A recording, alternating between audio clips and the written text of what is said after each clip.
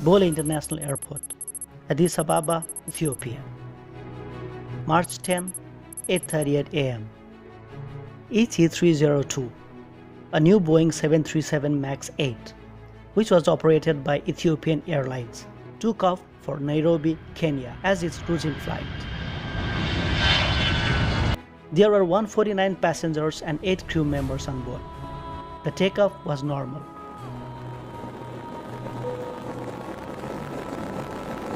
But as they started climbing, pilot requested to ATC to return back to the airport as they found some technical difficulties in aircraft. Addis Ababa Airport is located above 7,625 feet from the sea level. As this data from Flight Radar 24, the aircraft started climbing, but as you can see in the picture, altitude of the plane is fluctuating. It looks like this happened many times.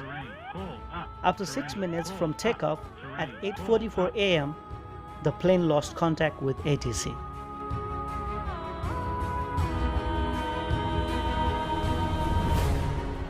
Let's talk about the Lion Air JT610, 29 October 2018, 6:20 a.m.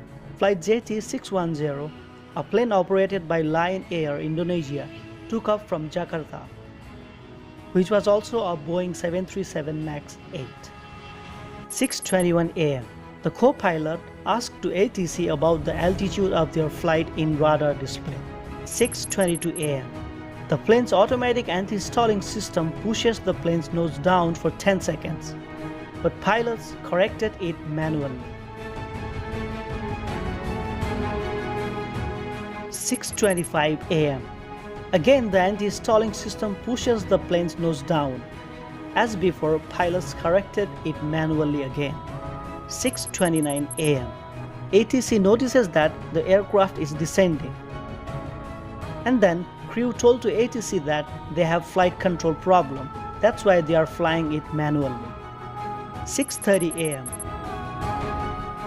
The arrival controller of Jakarta Airport gave permission to land on runway 25L. 6:31 a.m. Pilots couldn't determine the real altitude of aircraft. Then they requested to block all the airspace around them, and controller approved it. But after that, the plane lost contact with ATC.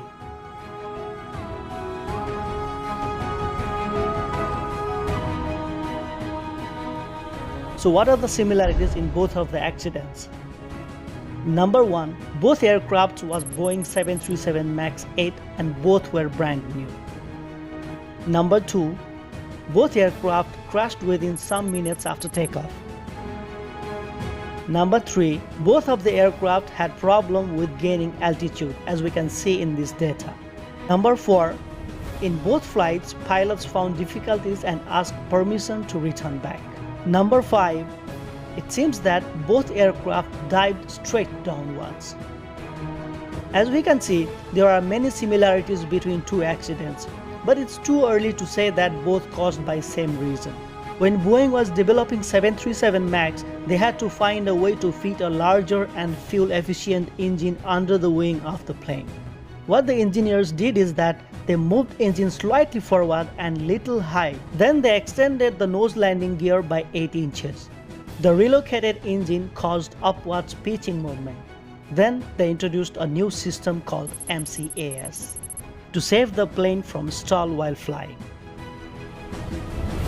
And it seems that in these both accidents, the real problem is MCAS system.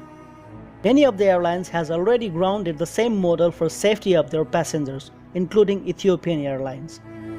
Even it looks similar to us, but it's too early to say that these two crashes were caused by the same reason or not. There might be some technical difficulties in flight ET-302. Boeing needs to solve this problem as soon as possible. Either it's because of MCAS system or lack of training about the new system for pilots. It's better if Boeing can ground these models until they will find the cause of crash, so that other group of passengers won't become victim of similar accident. This was for you today. If you are watching until now, please support us by liking the video and subscribing the channel. Thank you so much for watching and have a good day ahead.